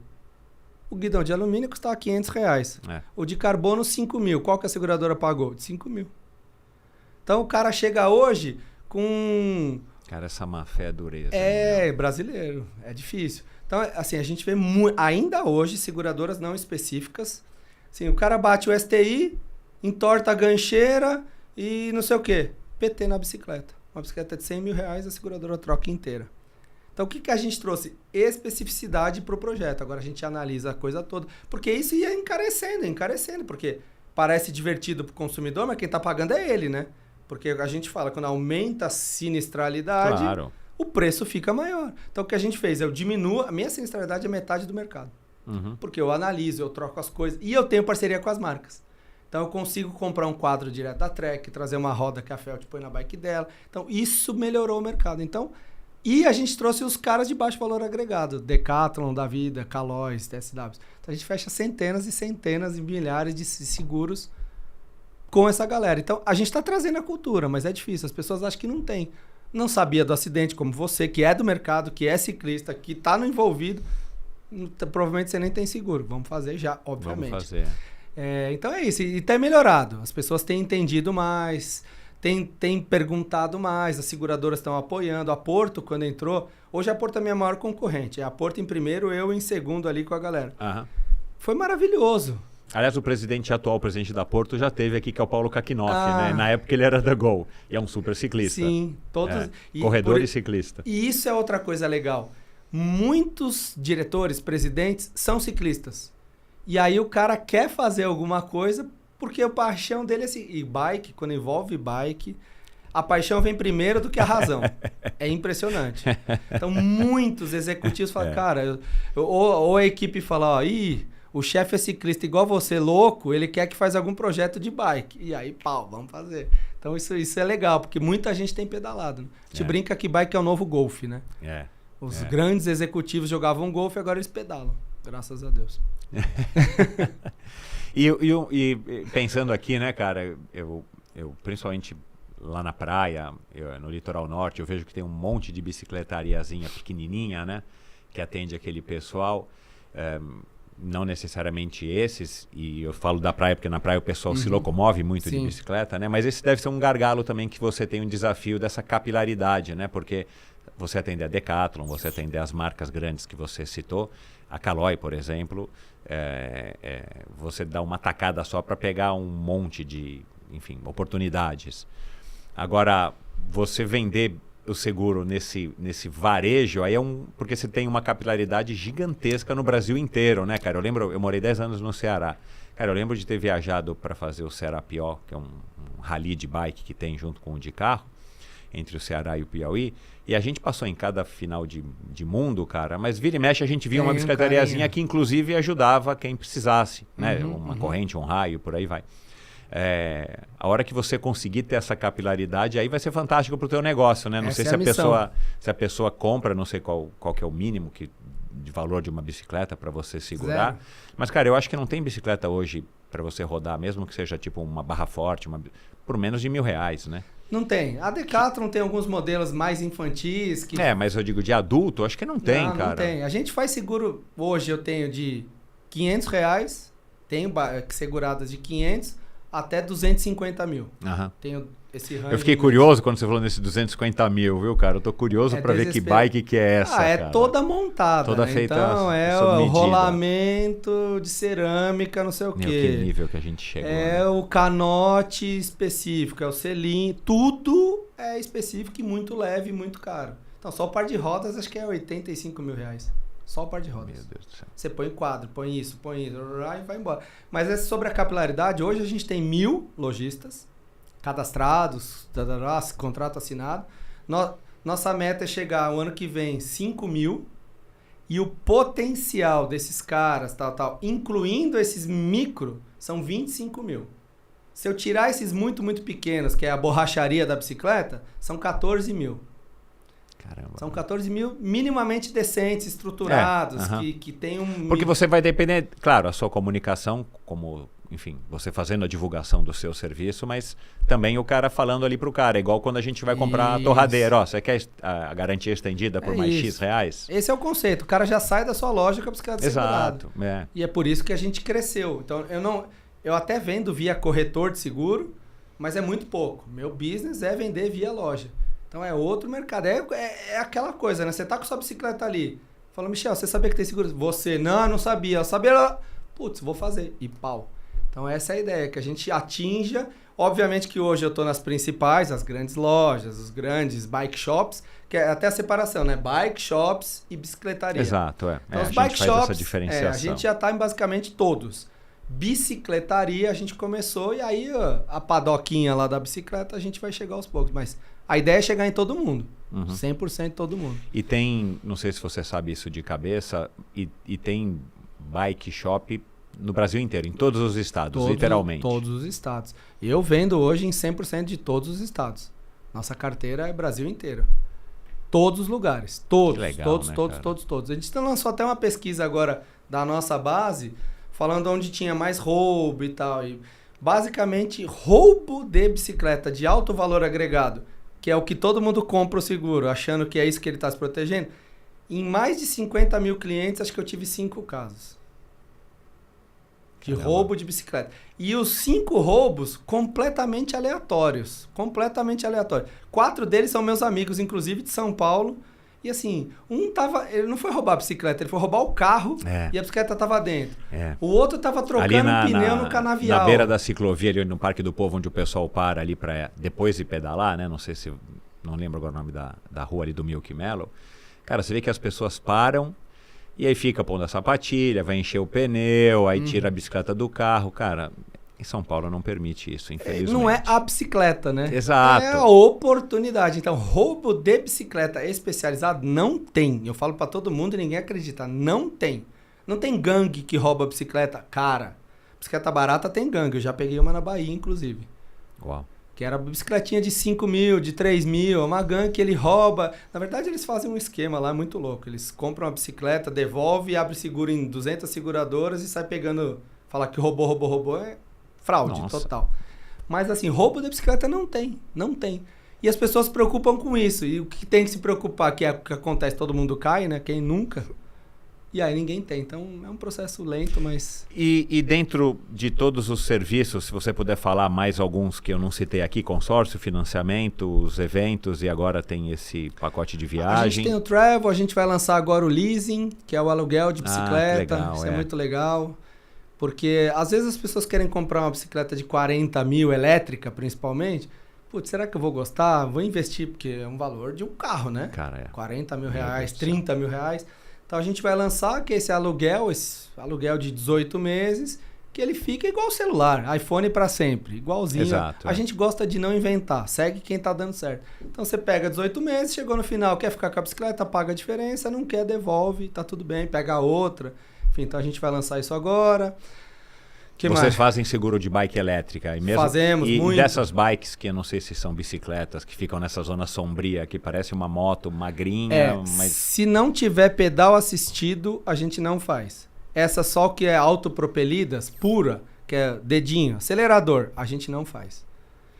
Mesmo porque 99,9% dessas são chinesas, qualidades péssimas. Nem compensaria, né? Não, é um horror. E dá muito problema e tal. Mas bikes elétricas, aliás, é o que mais cresceu. Então. Muito. Cresceu. Na nossa carteira, bike elétrica era 2%, já é 10%. Legal. Muito. Tá crescendo muito. E assim, você pegar países como... Se eu não falar besteira, Inglaterra, eu não lembro agora qual. Já é mais 70% das bikes ativas são elétricas. Uau. Então tem muito... Na Europa, eles são sempre os vanguardistas. Lá, a bike elétrica domina e aqui vai acontecer. Eu falo para todo mundo, eu sempre vou no Giro de Itália. Sempre não, né? Sempre é muita coisa. Eu já fui 3 vezes.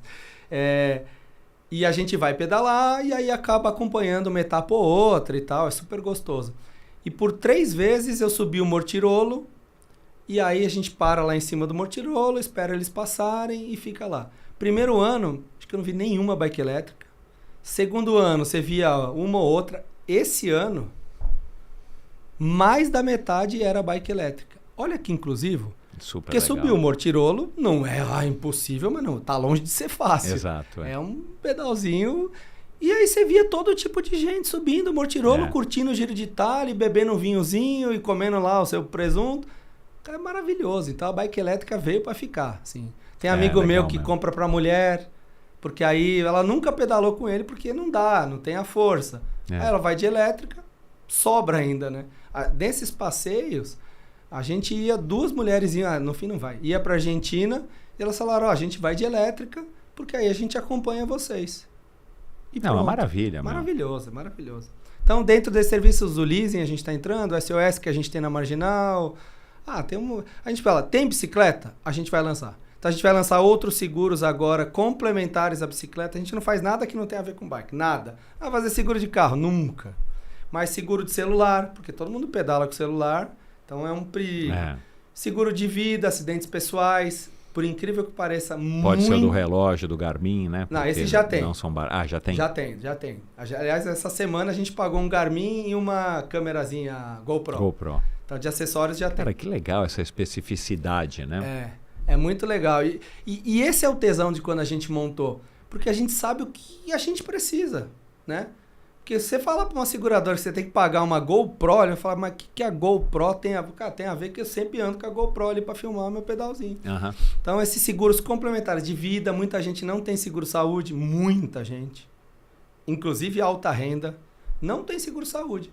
Então, um segurinho que se você cair, quebrar o dente, tiver um acidente, um hospitalzinho paga. Então, todos esses seguros, viagem, vou lá para a Argentina, seguro viagem é obrigatório pela legislação. Então, a gente vai fazer. Então, todos esses segurinhos complementares a gente lança agora. Mas o carro-chefe, pelo jeito, até pelo tipo de serviço, sempre vai ser o... Sempre é muito, mas assim, é o seguro, né? É o seguro. Hoje é o nosso carro-chefe, é o que circunda.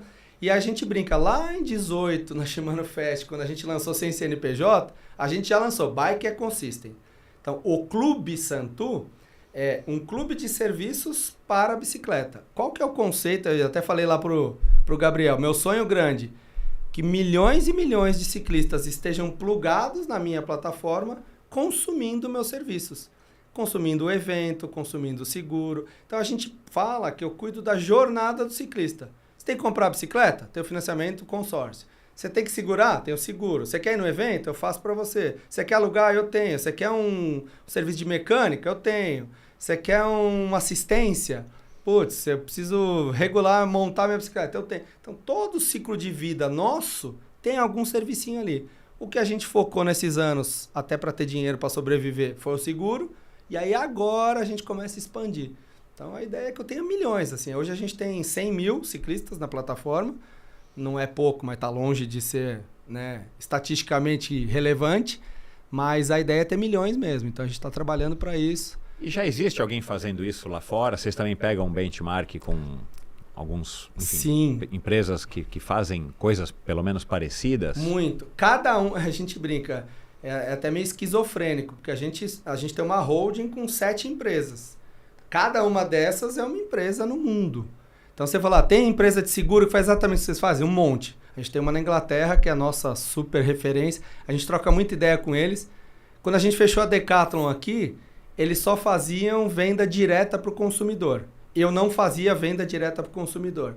E aí a gente conversa, a gente falou, putz, a gente precisa ir para o consumidor. Ele falou, eu preciso ir para o B2C, B2B2C. É a Laca, por acaso? É a Laca. Eu conheço. Ele fechou com a Decathlon por causa da gente, porque ele viu o nosso projeto. E a gente fechou. Então a Laca a gente acha sensacional. E a Laca funciona, me corrija se eu estiver errado, mas eu entendi que a Laca funciona assim. São os próprios segurados que dividem o custo da Laca. Isso, é um cooperativismo. De acordo com a sinistralidade. Sim, a gente ia lançar, inclusive, assim por causa da Laca. Era a nossa ideia, mas no Brasil não funciona. Não dá certo. No Brasil, infelizmente, não rola. Tem até iniciativas parecidas para celular, as pessoas tentam, mas não... culturalmente não dá. Ainda não foi. Também não dá para ir tão longe. Então a Laca é uma delas, a Bicmo é outra, que é da Inglaterra. Então de seguros. Aí você vai no leasing, pega o patrocinador da Jumbo, que não é mais Jumbo, eu nunca lembro. É, a Lisa Bike. Bike. Visma Lisa Bike. Que é o quê? Uma empresa de leasing de bicicleta. É que a gente nem para prestar atenção, né? Mas é isso que eles fazem. Aluguel de bicicleta. Ponto. É uma empresa que patrocina o Tour de France. É. Eu achei que fosse aluguel assim, tipo, você aluga para ir para lá e para cá e devolve. Não. É aluguel de leasing, longo prazo e tudo mais. Então, cada um dos nossos serviços tem alguém que faz no mundo ou aqui no Brasil. E é que a gente Mas nada concentrado embaixo de um guarda-chuva só. Não, nada megalomaníaco, quer fazer tudo, né? Os investidores no passado, a gente não tem investidor, é dinheiro próprio. E eles falavam, vocês nunca vão conseguir. Isso é impossível. Foca numa única empresa. Fala, não, o nosso tesão é focar em tudo, porque meu único foco é um só, ciclista. Se você precisa de alguma coisa, eu vou fazer. Então a gente me parece fazer sentido, né? Para que Total. você seja um ecossistema que aí o cara tá lá e o cara tem todos os serviços à disposição dele. Projetos futuros, um banco digital. Porque imagina, se eu tenho os 14 mil lojistas, se eu tenho meus milhões de usuários, ter um banco digital nesse segmento faz todo sentido. Porque eu vou ter a maquininha do lojista, eu vou ter o consumidor consumido dentro do ecossistema. Cara, tem banco digital que é 10 vezes menor do que o plano que a gente tem. É. Então, assim, tem várias coisas. Mas, de novo, o foco é o ciclista. Nossa missão, minha especificamente, é cuidar do ciclista. É ter coisas que eu teria prazer em ter ou que eu preciso. E aí a coisa flui. Então, por isso que é o tesão, né? Em trabalhar, que é a sua pergunta lá de trás. Trabalhar com o que você gosta. Para mim, funciona. Porque eu acordo sem preguiça. Eu não tenho preguiça de trabalhar. E eu não trabalho muito. Eu trabalho focado, mas muito não. Mas não tenho preguiça. No banco, inclusive, era um dos motivos de briga. O banqueiro um dia chegou pra mim e falou, desculpa, eu te liguei, você não tava. Eu falei, não tava? Eu não falto? Era 8 horas da noite. Eu falei, meu filho, 8 horas da noite só se você ligar em casa, nunca vou estar. E ele brigou comigo porque a política e o senso comum chega às 6 e sai às 8. Ele, mas por que todo mundo faz e você não? E você cuida de mais áreas que eles? Eu falei, porque eu trabalho, eu não fico no cafezinho, eu não enrolo, eu não fico 18 horas no almoço, eu sou objetivo, eu tenho uma equipe boa. Bom, moral da história, quando eu saí, eles eram obrigados a sair mais cedo, a chegar mais tarde e sair mais cedo. Obrigados. Porque não faz sentido. E todos eles, assim, até um dos caras que era sócio do banco, inclusive, teve um dia que ele, no meio da reunião, falou, mas então, se eu te obriguei a fazer isso e você começou, não foi? Foi. E aí? Porra, muito melhor. E por que ele chegava às 6 e saía às 18? Eu nunca fui a favor disso, eu gosto de viver. Enfim, tenho família, filha, adoro minha família. Trabalha. Cara, qual é o melhor conselho que te deram aí ao longo da tua jornada pessoal, empresarial? Cara, assim, adoro essas perguntas, que meu cérebro é meio lento para essas coisas. Mas teve eu tinha um coaching, que era um cara assim, é um dos maiores executivos do país. O cara é assim, é absurdo. 5 minutos com ele parece uma vida inteira, uma pós-graduação. E quando eu estava na outra empresa, eu tinha muitas crises existenciais, aquela coisa de, né, a crise do presidente, solitário, não toma decisão. E eu ia muito para ele com várias coisas. Aí eu tive uma vez, a gente vendeu a empresa, eu fiquei para fazer o handover e tal. E aí eu tinha acordado um bônus passado, e aí quando os caras entraram, eles não queriam arcar com o meu bônus, e puta, foi uma briga. E aí eu fui falar com ele, eu falei, os caras estão chegando, sei lá, de repente então tá tudo bem. Ele olhou para mim e fez assim, deixa eu te falar uma coisa.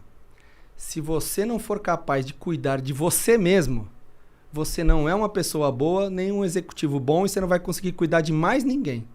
Absolutamente de mais ninguém. Então, se você não brigar por esse bônus, que não é o dinheiro, é o conceito, não precisa voltar aqui nunca mais. Ele falou, sério? Não precisa voltar aqui nunca mais. Uau. E é aquela coisa tão básica, né? Se você não cuidar de você, como é que você cuida dos outros? Como é que eu vou defender alguém se eu não consigo me defender num negócio importante? Então, assim, isso aqui sempre ficou na minha cabeça, esse negócio. E é verdade. Essa história de não trabalhar muito é isso, porque eu quero cuidar de mim. Cara, esta minha decisão de sair, cuidar de mim.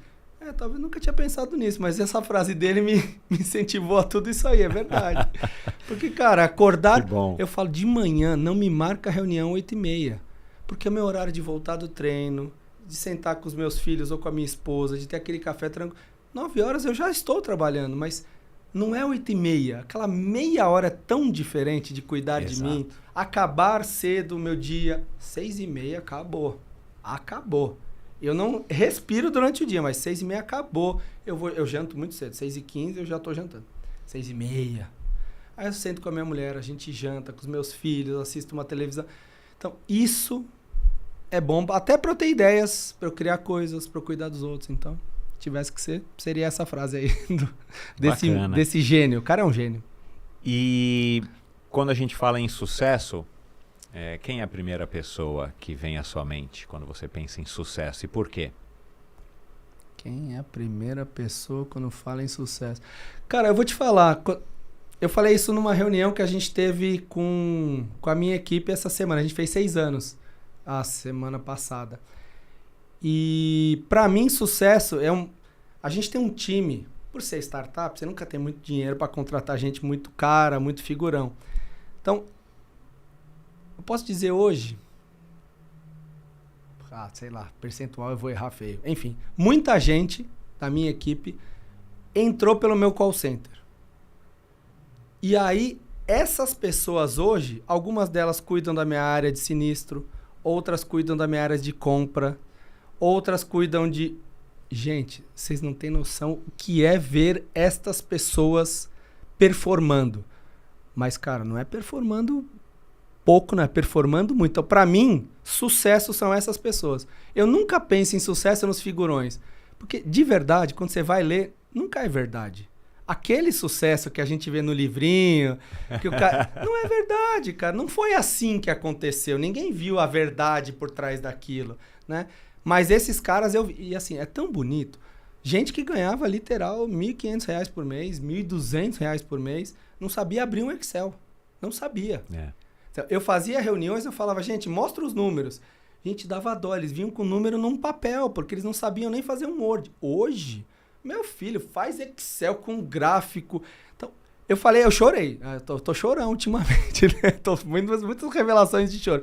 Eu chorei nessa reunião, porque eu falei pra eles, gente, vocês não têm noção o que é. Isso é sucesso. Cara, o cara saiu do nada, não sabia falar. E eu lembro, tem um trio de meninas que assim, são meus xodózinhos, que eu lembro que elas eram no call center e elas faziam trabalho para uma outra seguradora, para mim, mas para outra seguradora. E aí eu cancelei aquele contrato. Só que eu gostava tanto da postura dessas meninas que eu falei, meninas, deixa eu te falar, o projeto acabou, eu não sei o que eu vou fazer com vocês, mas vocês não vão embora. Eu gosto de vocês. Então, eu posso inventar alguma coisa para vocês fazerem e a gente vai? Elas falaram, puta, pode. Cara, passou uma semana, eu inventei uns negócios muito loucos. Meu amigo, elas estão até hoje fazendo isso, mas numa performance. Que legal. Que é um negócio bizarro. E tem um último cara, que esse é... Assim, se tiver que escolher um, esse é o sucesso do sucesso. É um moleque que trabalha com a gente, se alguém ouvir. O pai dele, um amigo meu, que é um puta empresário, vendeu a empresa dele agora por 3 bi. Acho que ele é um empresário mais ou menos, né? Acabou de vender. E ele me ligou e falou, cara, tem um filho do amigo meu...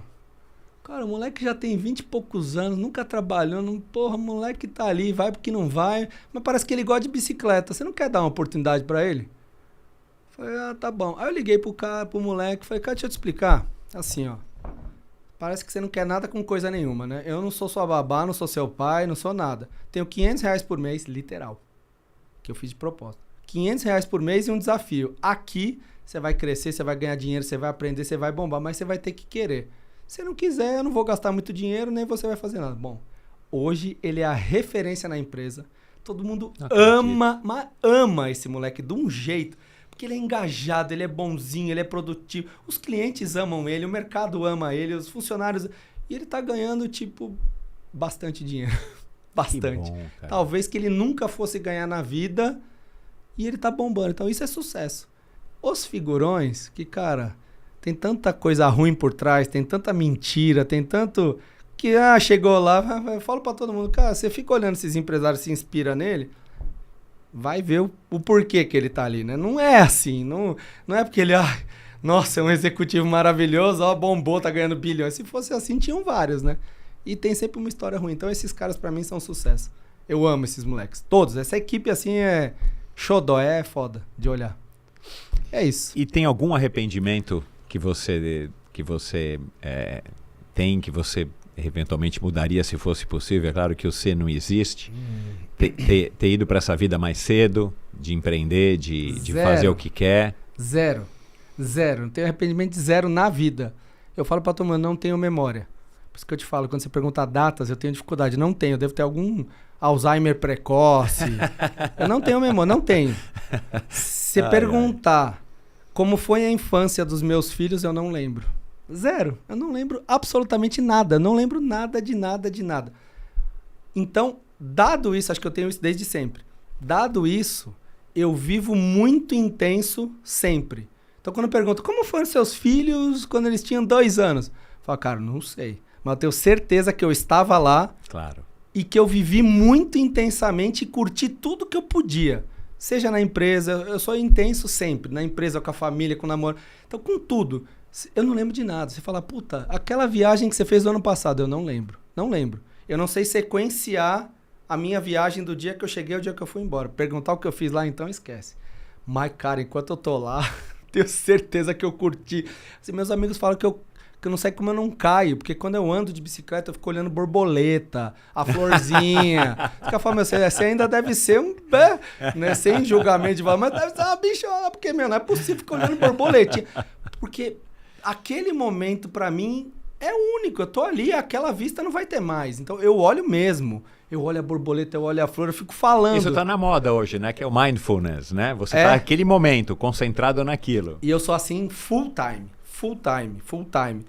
E amanhã eu vou esquecer. Tipo, aqui a gente tá conversando, eu tô 100% focado. Amanhã eu falo, o que vocês falaram? Eu falo, meu filho, não faço a menor ideia. A boquita abre e sai falando. Então, esse momento pra mim é importante. Então, zero arrependimento, zero. Uhum. Assim, se eu fiz é porque era pra viver naquela hora, naquele momento. Então, não tenho. Esta mágoa eu não levo no coração, não. E pra acabar, um lugar que você gostaria de pedalar, que tá na sua lista dos sonhos, que provavelmente agora com a Santu Travel você vai eventualmente... Um lugar aqui que você fala, eu queria estar lá, eu nunca fui, queria, sei lá, estar na subida tal, queria pedalar no país tal, já vi um vídeo que eu... Putz, dá pra fazer uma lista de umas 3 horas aqui, né? não tenho nenhum, assim, wishlist. Acho que os que eu queria aí, os principais, os ícones, eu já fui, na grande maioria. Mas tem tanto lugar, tem muito lugar no sul da França, que tem aquelas ruínas, aquelas cidades... O que eu gosto são pequenas experiências, essa é a parte boa. Eu não gosto de ir em cidade grande, em lugar agitado. Eu gosto de coisinhas. Então, não tenho nenhum fetiche com nenhum lugar específico. Eu quero viajar. Sim, se não tiver uma viagem por ano para esse lugar, para fora, o ano não teve. Agora com a Travel vai ajudar bastante. Então. Cara, muito obrigado você. Para as pessoas entrarem em contato com o Clube Santu. Qual que é o Instagram? É Santu só com 2 Clube U's? Santu. Clube Santu. E o Clube site B. é clubesantu.com.br. clubesantu.com.br. Legal. Coisa. Cara, obrigado, sucesso. Que 2025 seja um ano aí de muitas conquistas, realizações e, claro, muitos quilômetros pedalados. Com certeza. Valeu, sempre obrigado. Com seguro na bicicleta. Sempre. Inclusive o seu que nós vamos fazer vamos assim conversar que acabar. agora. Tá bom. Obrigado, cara. Um abraço, Rodrigo. Valeu. Tchau. Espero que você também tenha gostado dessa conversa com o Rodrigo. E, de novo, é legal quando alguém resolve empreender no mundo do esporte, no caso dele, do ciclismo especificamente, mas lembrei aqui do Otávio Domit também, que investiu no esporte de uma maneira geral com o Liquids, não sei se você já ouviu. Se não ouviu, vai lá e ouça, Otávio Domit. Ele também podia ter investido em qualquer coisa, ele resolveu investir num isotônico à base de água de coco, super natural e com uma qualidade bem bacana aí de hidratação. E ele teve aqui faz pouco tempo. E lembrei aqui também agora de algumas pessoas que, de certa maneira, resolveram investir no esporte, como o Daniel Aliperti, há muitos anos que criou então a Pedal Power e que foi um dos grandes responsáveis pelo crescimento e desenvolvimento da Specialized aqui no Brasil. O Celso Anderson, da família Anderson, que também agora é comentarista, quer dizer, já faz muitos anos é comentarista da ESPN, das grandes voltas. Ele também trouxe a Cannondale para o Brasil há muitos anos e a família dele então se especializou nesse segmento. Hoje ele está com uma outra marca, Ridley, tem uma loja chamada Bike Hub aqui em São Paulo e também tem o próprio podcast. O Anderson já teve aqui e agora mais recentemente o Giancarlo Clini, que resolveu também do motocross investir no segmento do ciclismo. Ele é o representante da Scott no Brasil, inclusive Scott patrocinadora do Endorfina Podcast. Então são pessoas aqui que me vieram à mente que resolveram investir no esporte, investir no ciclismo. E aqui a gente falou de Renata Falzoni, que já esteve por aqui, o Igor Laguens, o Hélio de Souza, o Ricardo Arapi. São pessoas que você ouve aqui também no Endorfina Podcast. Dê um alô pro Rodrigo através do Instagram do Clube Santu. O Instagram dele, a gente acabou não falando aqui, é privado, então você não vai conseguir mandar uma mensagem para ele, mas dê um alô pro Clube Santu, dizendo o que você achou dessa conversa, tire suas dúvidas, enfim, ele vai adorar saber que você conheceu a história dele aqui através do Endorfina. E não se esqueça de seguir o Endorfina também no Instagram, através do Endorfina BR, que também é o mesmo nome do meu site, endorfinabr.com, onde você pode assistir ou ouvir a esse episódio. E se o teu negócio for assistir no canal do YouTube, é Endorfina BR. Você também tem todos os episódios do Endorfina lá. E é isso. Espero que você tenha curtido e até o próximo episódio do Endorfina com mais um convidado com uma história bem legal aqui exclusivamente no Endorfina. Valeu! Gostou do vídeo? Dê o seu like e deixe o seu comentário. Não se esqueça de assinar esse canal e se você quiser ouvir a conversa na íntegra, procure pelo Endorfina na sua plataforma preferida de podcasts.